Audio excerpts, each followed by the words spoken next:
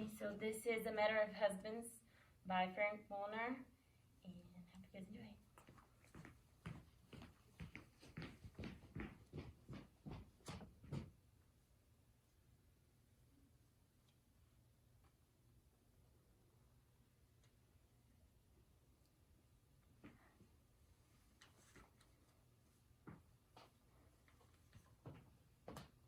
You wish to see me? Yes. What can I do for you? Give me back my husband. Give you back your husband? Yes. You are wondering which one he is. He is a blonde man, not very tall, wears spectacles. He's a lawyer, your manager's lawyer. Alfred is his first name. I've met him, yes. I know you have. I implore you, give him back to me.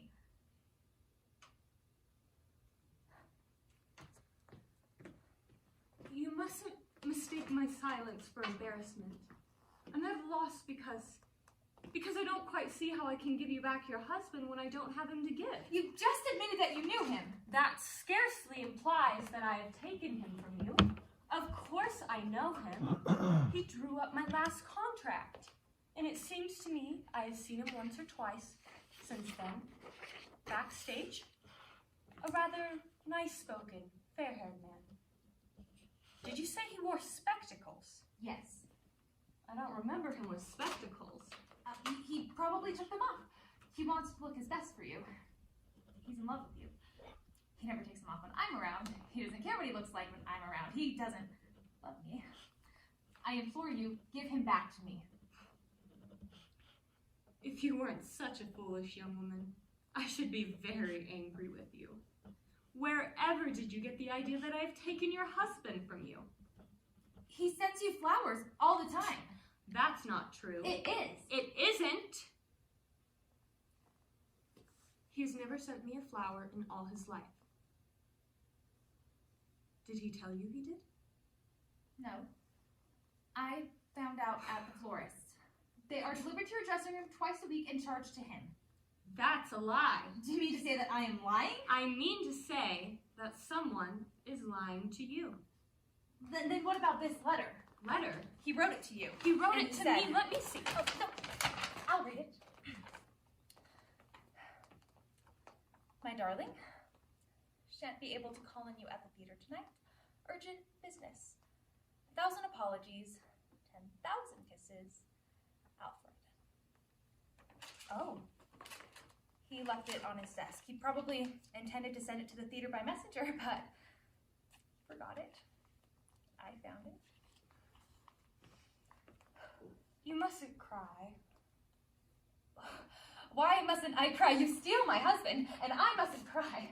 Oh, I know how easy it is for you and how little he means to you. One night you dress like a royal princess, and the next night you undress like a Greek goddess. You blacken your eyebrows and redden your lips and wax your lashes and paint your face. You have bright lights and cosmetics to make you seem beautiful. You have author's lines to make you seem witty and wise. No wonder a poor simple-minded lawyer falls in love with you.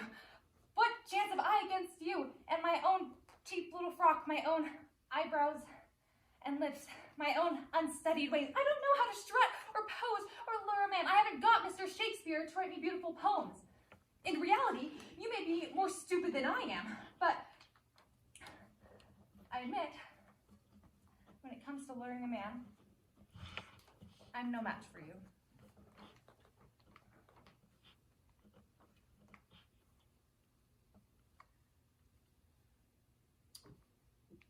This is a very interesting case.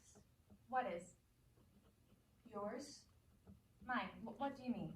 I mean to say that I have never received a letter, a flower, or anything else from your husband. Tell me, haven't you and your husband been getting on rather badly of late? Yes, of course. And you used to be quite affectionate to each other. Yes. And of late, you've been quite cold. Yes. Of course. Typical case, my dear. If you knew how often we actresses meet this sort of thing, it seems perfectly clear that your husband is playing a little comedy to make you jealous, to revive your interest in him. Do you really think so? Do you mean to say such a thing has happened to you before? Endless times. It happens to every actress who's moderately pretty and successful. It's one of the oldest expedients in the world, and we actresses are such conspicuous targets for it. There's scarcely a man connected to the theater who doesn't make use of us in that way sometime or another. Authors, composers, scene designers, lawyers, orchestra leaders, even the managers themselves. To regain a wife or sweetheart's affections, all they need to do is invent a love affair with one of us. The wife is always so ready to believe it. Usually we don't know a thing about it. But even when it is brought to our notice, we don't mind so much. At least we have the consolation of knowing that we are the means of making many a marriage happy, which might otherwise have ended in the divorce court. But how could I have known? There, dear, you mustn't apologize. How could you have known? It seems so plausible. You fancy your husband in an atmosphere of perpetual temptation, in a backstage world full of beautiful sirens without scruples or morals. One actress, you suppose, is more dangerous than 100 ordinary women. You hate us and you fear us. None understands that better than your husband, who evidently is a very cunning lawyer. And so, he plays on that fear and jealousy to regain the interest that you deny him. He writes a letter and leaves it behind him. Trust a lawyer never to do that unintentionally. He calls the florist by telephone in the morning and probably cancels the order the moment he reaches his office. Tell me, doesn't he have a lock of my hair? Yes, in his desk drawer. I brought it with me. Yes, well, they bribe my hairdressers to steal from me. It's a wonder I have any hair left. Is that how he got it? I don't see how else. Tell me, doesn't he have any of my love letters lying around? Oh, no. Oh, don't be alarmed. I haven't written him any. Oh, then why did I might have if he had come to me frankly and said, I say, Sarah, would you do something for me? My wife and I aren't getting on so well. Would you write a passionate love letter I can leave lying around for her to find? I should certainly have done it. I would have written you a letter that would have made you weep into your pillow for a fortnight. I wrote about 10 like that for a very eminent playwright, but he had no luck with them. His wife was such a proper person that she returned them all to him unread. How clever you are. How good. I am neither better nor worse than any other girl in the theater, even though you do consider us such monsters. I have been a perfect fool. Well, you do look rather silly standing there with tears in your eyes, your face flushed with happiness because you've discovered a little blonde man with spectacles loves you after all. My dear, no man deserves to be adored as much as that. But it is your own affair, isn't it? Yes. Yet, I want to leave you with a parting bit of advice. Don't ever let him fool you like this again. He won't. Never fear. No matter what you may find in his pockets, letters, handkerchiefs, my photograph, no matter what letters he writes, flowers he sends, or appointments he makes, you mustn't be taken in a second time.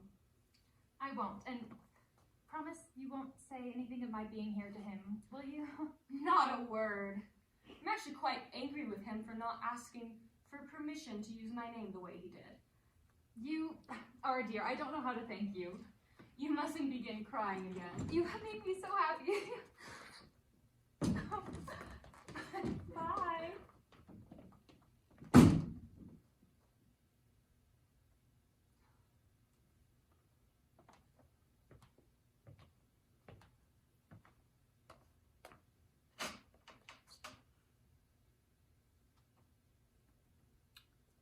All right, Alfred, you can come out now. She is gone.